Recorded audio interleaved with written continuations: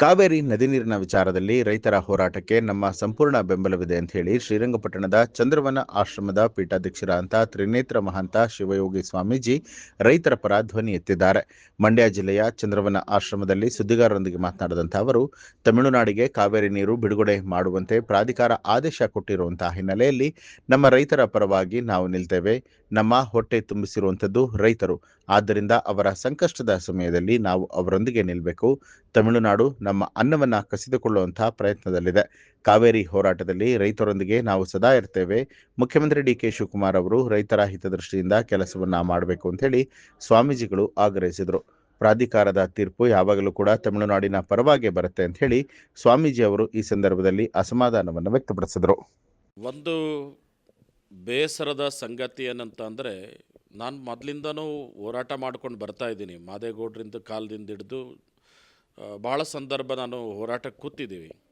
ಯಾವಾಗ ನೋಡಿದ್ರೂ ಅವ್ರ ಪರನೇ ತೀರ್ಪು ಆಗ್ತದೆ ಅಂತಂದರೆ, ಮತ್ತು ನಮ್ಮ ಕಡೆಯಿಂದ ಇದ್ದವರು ಏನು ಹೋರಾಟ ಮಾಡ್ತಾ ಇದ್ದಾರೆ, ನಮ್ಮ ಪರವಾಗಿ ಇದ್ದಾರಾ ಇಲ್ವಾ ಅಂತ ಯೋಚನೆ ಮಾಡುವಂಥ ಪರಿಸ್ಥಿತಿ ಇದೆ. ಆಮೇಲೆ ಬರೀ ರೈತರ ಹೆಸರು ಹೇಳ್ತೀವಿ ನಾವು. ಬರೀ ರೈತರೇ ಅಲ್ಲ ಸ್ವಾಮಿ, ಬೆಂಗಳೂರಿಗೂ ನೀರು ಬೇಕಲ್ಲ, ಕುಡಿಯೋಕ್ಕೆ ನೀರು ಬೇಕಲ್ಲ. ನೀವು ಬೆಂಗಳೂರು ನೀರನ್ನ ಹೆಂಗೆ ಒದಗಿಸ್ಕೊಡೋಕ್ಕಾಗ್ತದೆ? ನಮ್ಮದೇನಂತಂದರೆ, ಮಳೆ ಇದ್ದರೆ ನಾವು ಯಾವತ್ತೂ ಹಿಂದೆ ಮುಂದೆ ನೋಡಿಲ್ಲ. ತಮಿಳ್ನಾಡು ಜನ ನಾವು ಭಾರತದವರಂತ ತಿಳ್ಕೊಂಡಿದ್ದಾರೋ ಇಲ್ವೋ ಗೊತ್ತಿಲ್ಲ. ಅವರು ಬಹುಶಃ ಹಂಚಿಕೊಂಡು ತಿನ್ನುವ ಸಂಸ್ಕೃತಿ ಕಲಿಸಿದ್ದು ಭಾರತ ದೇಶ. ಆದರೆ ನಮಗೆ ಕಷ್ಟ ಆದರೂ ಪರವಾಗಿಲ್ಲ, ನಾವು ಪಡ್ಕೋಬೇಕು ಅಂತ ಹೋರಾಟ ಮಾಡ್ತಾರಲ್ಲ, ಅದು ಬಹುಶಃ ಅದು ಒಂದು ನಿಜವಾದ ಸಂಗತಿ, ನಿಜವಾದ ಕರುಣೆ ಇಲ್ಲದೆ ಇರೋದು ಅಂತ ನಾನು ಹೇಳಲಿಕ್ಕೆ ನಾನು ಬಯಸ್ತೀನಿ. ಬಹುಶಃ ಮಂಡ್ಯ ಜಿಲ್ಲೆಗೆ, ನಮ್ಮ ಕಾವೇರಿಗೆ ನಾವಿಷ್ಟೆಲ್ಲ ಕಷ್ಟಪಟ್ಟು ಇವತ್ತು ಡಿ.ಕೆ. ಶಿವಕುಮಾರ್ ಅವರು ಮುಖ್ಯಮಂತ್ರಿಗಳಾಗಿದ್ದಾರೆ. ಅವರು ಮೇಕೆದಾಟಿಗೆ ಹೋರಾಟ ಮಾಡಿದಂಥವರು. ಈ ಸಂದರ್ಭದಲ್ಲಿ ಈ ಕಾವೇರಿದು ಏನು ಸಮಸ್ಯೆ ಇದೆಯೋ, ಇಂಥ ಸಂದರ್ಭದಲ್ಲಾದರೂ ಅವರು ರೈತರ ಬೆನ್ನೆಲುಬಾಗಿ ನಿಲ್ಲಬೇಕು ಅನ್ನೋದೇ ನನ್ನ ಆಗ್ರಹ. ಅದರ ಜೊತೆಗೆ ಏನಪ್ಪ ಅಂತಂದರೆ, ಇರೋದೇ ನಮಗೆ 17 TMC ನೀರಿದೆ. ಅದೇನಾದರೂ ಖಾಲಿ ಆದರೆ ನೀವು ಬೆಂಗಳೂರಿಗೆ ನೀರೆಲ್ಲಿ ಕೊಡ್ತೀರಾ? ರೈತರಿಗೆ ನೀರೇನು ಕೊಡ್ತೀರಾ? ರೈತರು ಈಗಾಗಲೇ ಬೆಳೆ ಮಾಡಿದ್ದಾರೆ, ಅವರಿಗೆಲ್ಲಿ ನೀರು ಕೊಡ್ತೀರಾ? ಬಹುಶಃ ಅವ್ರ ನಷ್ಟ ಆದರೆ ನಾನು ಇಷ್ಟೇ ಹೇಳೋದು, ಈ ದೇಶಕ್ಕೆ ಯಾವುದಾದ್ರೂ ಶಾಪ ಇದೆ ಅಂತಂದರೆ ರೈತರ ಶಾಪ. ಯಾಕೆ ರೈತರ ಶಾಪ ಅಂತಂದರೆ, ರೈತರು ಇನ್ನೂ ಏಳಿಗೆ ಆಗಿಲ್ಲ ಈ ದೇಶದಲ್ಲಿ. ಅವ್ರನ್ನ ಹೇಗೆ IT-BT ಡೆವಲಪ್ ಮಾಡಬೇಕಾ? ಎಲ್ಲ ರಾಷ್ಟ್ರದಲ್ಲೂ ಹೆಂಗೆ ಡೆವಲಪ್ ಆಗಬೇಕು, ಹೆಂಗೆ ಮಾಡಬೇಕಂತ ಎಲ್ಲ ಮಾಡ್ತಾಯಿದ್ದೀರಾ. ರೈತರನ್ನ ಹೆಂಗೆ ಡೆವಲಪ್ ಮಾಡಬೇಕಂತ ನಡೀತಾನೆ ಇದೆ. ಅಧಿಕಾರಿಗಳು ಸಹಕಾರ ಮಾಡ್ತಾರೋ ಇಲ್ಲೋ ಗೊತ್ತಿಲ್ಲ. ರೈತರು ಇವತ್ತು ಸಾಲಗಾರರಾಗಿದ್ದಾರೆ. ಇವತ್ತು ಆತ್ಮಹತ್ಯೆ ಮಾಡ್ಕೊಳ್ಳೋರು ಭಾಳಷ್ಟು ಜನ ಆಗಿದ್ದಾರೆ. ಅದ್ರ ಪರಿಸ್ಥಿತಿ ಏನಂತ ಅಂದರೆ, ನಾವು ಯೋಚನೆ ಮಾಡಬೇಕಾಗಿದೆ. ಸ್ವಾತಂತ್ರ್ಯ ಬಂದು ಇಷ್ಟು ವರ್ಷ ಆದರೂ ನಮ್ಮ ರೈತರಿಗೆ ಇನ್ನೂ ಅವ್ರ ಮಕ್ಳಿಗೆ ಮದುವೆ ಮಾಡೋಕ್ಕೆ, ಅವ್ರು ಮದುವೆ ಮಾಡಲಿಕ್ಕೂ ಹೆಣ್ಣು ಕೊಡ್ತಾ ಇಲ್ಲ. ಇಂಥ ಸ್ಥಿತಿ ಇದೆ ಅಂದಾಗ ರೈತರ ಬಗ್ಗೆನೂ ಕಾಳಜಿ ಕೊಡಬೇಕು, ರೈತರು ಜೀವ ಉಳಿಬೇಕು.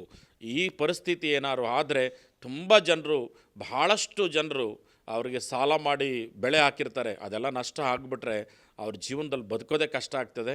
ನಾನು ಮುಖ್ಯಮಂತ್ರಿಗಳಿಗೆ ನಾನು ಕೇಳ್ಕೊಳ್ಳೋದಿಷ್ಟೇ, ಈ ಒಂದು ವಿಚಾರದಲ್ಲಿ ತಮಿಳುನಾಡಲ್ಲಿ ಮಾತುಕತೆ ಮಾಡ್ತಿರೋ, ಕೇಂದ್ರದಲ್ಲಿ ಮಾತುಕತೆ ಮಾಡ್ತಿರೋ ಗೊತ್ತಿಲ್ಲ, ಆದರೆ ನಮ್ಮ ರೈತರು ಮತ್ತು ನಮ್ಮ ನೀರು ನಮ್ಗೆ ಉಳಿಬೇಕು.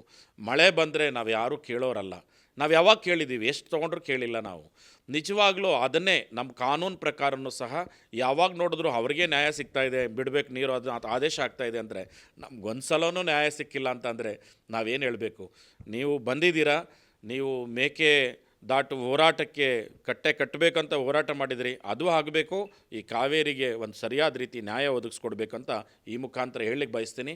ನೀವೇನಾದರೂ ನಮ್ಮ ರೈತರಿಗೆ ಅನ್ಯಾಯ ಆದರೆ, ನಾನಂತೂ ರೈತರ ಜೊತೆ ಇರಲೇಬೇಕು. ಯಾಕೆ ಅಂತಂದರೆ, ನಮ್ಮ ರೈತರು ನಮ್ಮ ಜೋಳಿಗೆಗೆ ಮೊದಲು ಯಾರಾದರೂ ಭಿಕ್ಷೆ ಹಾಕಿರೋರು ಅಂತ ಅಂದರೆ, ದವಸ ಧಾನ್ಯ ಹಾಕಿರೋರು ಅಂತ ಅಂದರೆ ನಮ್ಮ ರೈತರು. ನಮ್ಮ ಮಠಮಾನ್ಯಗಳು ಮೊದಲಿಂದ ಉಳ್ಕೊಂಡು ಬಂದಿದೆ ಅಂದರೆ ಅದು ರೈತರು. ಆ ರೈತರಿಗೆ ಏನಾದ್ರು ಅನ್ಯಾಯ ಆಗ್ತದೆ ಅಂತಂದರೆ ನಾನು ಮಾತ್ರ ಬೆಂಬಲವಾಗಿ ನಿಲ್ತೀನಿ ಅನ್ನೋ ಮಾತನ್ನು ಈ ಸಂದರ್ಭದಲ್ಲಿ ಹೇಳಕ್ಕೆ ಬಯಸ್ತೀನಿ. ಖಂಡಿತವಾಗ್ಲೂ ಹೋರಾಟವನ್ನು ಇಡೀ ನಾಡಿನ ಉದ್ದಗಲಕ್ಕೂ ರೈತರು ಯಾರಿದ್ದಾರೋ ಅವರೆಲ್ಲರೂ ಮಂಡ್ಯ ಜಿಲ್ಲೆಗೆ ಬರ್ತಾರೆ. ನಾನು ಕೇಳ್ಕೊಳ್ತೀನಿ, ಈ ದೇಶ ನಾಡುಗಳು ಬೇರೆ ಬೇರೆ ಆಗಿದ್ರೂ ಸಹ ದೇಶ ಒಂದೇ ನಮಗೆ. ಅದನ್ನು ಅರ್ಥ ಮಾಡಿಕೊಂಡು ತಮಿಳ್ನಾಡವ್ರು ನಡೆದ್ರೆ ಭಾಳ ಸೂಕ್ತ ಆಗ್ತದೆ, ಒಳ್ಳೆಯದಾಗ್ತದೆ. ಇಲ್ಲ ಅಂತಂದರೆ ಈ ಹೋರಾಟನಾದರೂ ಅಟ್ಲೀಸ್ಟು ಮಾಡಲೇಬೇಕಾಗಿದೆ. ನಾವೇನು ಮಾಡೋಕ್ಕಾಗಲ್ಲ.